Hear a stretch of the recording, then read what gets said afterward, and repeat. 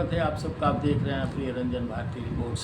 मैं प्रिय रंजन भारती। चुनाव की हार के बाद ममता बनर्जी यानी तृणमूल कांग्रेस का यही हश्र होना बाकी रह गया था, जो अब होता हुआ दिखाई दे रहा है। ममता बनर्जी अकेली पड़ गई हैं और अब वो इंडिया ब्लॉक यानी INDIA गठबंधन को लीड करने की ज़्यादा उत्सुकता दिखा दे रही है। बैठक हो रही है और बैठक में जिस तरह से वो ललायित दिख रही हैं कि मैं इंडिया ब्लॉक का नेतृत्व करूं, इससे ये ज़ाहिर हो जाता है कि जब आदमी अकेला पड़ जाता है और उसकी अकड़ वैसी ही कायम रहती है, जीत वैसी ही दनादन बनी रहती है, तो वो शायद कुछ कर नहीं पाने की स्थिति में केवल अब बस फुदकता हुआ नजर आता है। और यही अब ममता बनर्जी के साथ होता हुआ दिखाई दे रहा है। TMC में टूट के बाद ममता बनर्जी जब दिल्ली पहुंची हैं तो वो मीटिंग के लिए सबसे ज़्यादा उत्साहित और एक्सरसाइज करती हुई नजर आए। इस मीटिंग के बावजूद TMC में टूट को यानी बंगाल में जो टूट हुई है विधायक दल में, जिस तरह से ऋतुराज बनर्जी के नेतृत्व में वहाँ विपक्ष का नेता टूट के बाद जो गुट बना है उसको बना दिया गया और फिर अब दिल्ली में वही बारी सामने आ गई। दिल्ली में सच कहिए तो राज्यसभा और लोकसभा दोनों ही संसद के दोनों ही सदनों में संसदीय दल के विभाजन के आसार प्रबल हो गए हैं और इसे ममता बनर्जी शायद रोक नहीं पाएंगे। TMC सांसद कल्याण बनर्जी ने साफ कहा है कि स्पीकर के फैसले के खिलाफ वो सोमवार को हाई कोर्ट में याचिका दायर करेंगी। स्पीकर ने जो फैसला दिया है वो शायद स्पीकर पश्चिम बंगाल में जिस तरह से ममता बनर्जी की TMC में टूट होने के बाद विधायक दल को मान्यता दी गई है, उसके खिलाफ वो जाना चाहते हैं कोर्ट। जाए इससे कोई फ़र्क नहीं पड़ता है, लेकिन बहुमत जहाँ होता है वहाँ सारी चीज़ें संवैधानिक रूप से छूट हो जाती है। लोकतांत्रिक प्रक्रिया यही है। अब ममता बनर्जी के विधायकों के बाद जिस तरह से टूट वहाँ लोकसभा और राज्यसभा में होना है वो नहीं रोक पाएंगी और इसकी वजह से ममता बनर्जी में कहीं ज़्यादा अकुलाहट, बेचैनी नज़र आ रही है। आप गौर कीजिए इस बात को कि उन्होंने सारी कमेटियां भंग कर दी हैं। जितने भी कमेटियां थी पार्टी की उनको सबको भंग कर दिया है और भंग करने के बाद अब वो दिल्ली कूच कर गई हैं। लेकिन दिल्ली में जिस तरह के संकेत मिल रहे हैं, राज्यसभा के नेता ने इस्तीफा कर दिया और वो सबसे ज़्यादा महत्वपूर्ण इसी ओर इशारा करने के लिए है कि पार्टी में बगावत की ज्वाला दिल्ली पहुंच चुकी है, क्योंकि अब विधायकों को नहीं रोक पाने के बाद ममता बनर्जी बेलगाम हो गई है। उनका कोई नियंत्रण नहीं है अपनी पार्टी के विधायकों और सांसदों पर, और ज़्यादातर सांसद और विधायक वे हैं जो इनके साथ चिपके रहे। आप गौर करिए तो ये उस जमात के हैं जिस जमात की ये पैरोकार कहीं ज़्यादा थे, जिनके लिए राज्य के उद्योग जगत को बढ़ावा देने की बजाय उनके कल्याण की, उस समाज के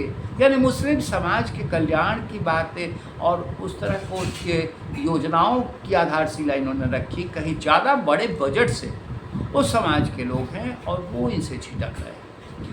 अब हैरानी करने वाली बात ये है, हैरान इसलिए ममता बनर्जी ज़्यादा होंगी, लोगों को हैरान नहीं होने की ज़्यादा आवश्यकता दिखाई दे रही है, क्योंकि वो जमात अवसरवादी हमेशा से रहा है और यहाँ पे दिख रहा है। लेकिन इस जमात के इस आधारभूत उनके वोट बैंक के छिटकने से ये साफ पता चलेगा आने वाले दिनों में कि वो इतिहास का एक पन्ना बन के रह जाएंगे, इतिहास का एक पात्र बन कर रह जाएंगे, क्योंकि इनके साथ जो भी जुड़ा इस समाज का लोग वो सिर्फ अवसरवादी था और अवसर की तलाश अब उनकी पूरी हो गई है। अब कहीं और से पश्चिम बंगाल का जो रिकॉर्ड रहा है, उस रिकॉर्ड को अगर खंगालें तो ये देखा जाता है कि वहाँ हमेशा ही जो पार्टियां हैं सत्ता में आने के लिए और बने रहने के लिए इसी तरह का तीन तिकड़म करती है और वो स्वाहा हो जाती है,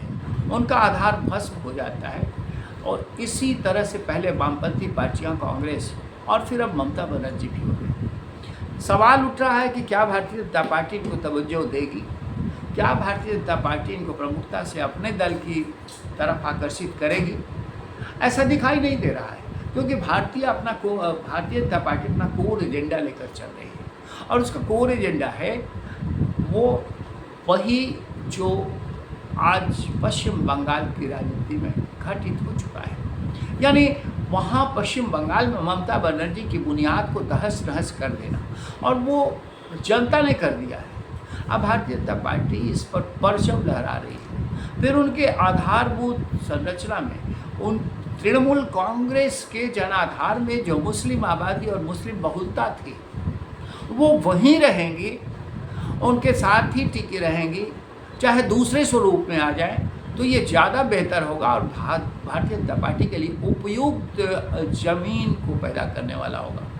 उस जमीन पर खड़ा होकर के तभी भारतीय जनता पार्टी परचम लहरा सकती है जब वहाँ उसके प्रतिरोधी होंगे, और ये वही कर सकते हैं जो आज ममता बनर्जी से अलग हो रहे हैं। लोकसभा में और राज्यसभा में भी यही दशा होगी, क्योंकि पार्टी में के 29 सांसदों में से ज़्यादातर यानी 19 सांसद लोकसभा में उनके मनमाने पर, उनके भतीजे के मनमाने पर, यानी भतीजे अभिषेक बनर्जी के मनमाने पर और उनके व्यवहार को लेकर खफा हैं।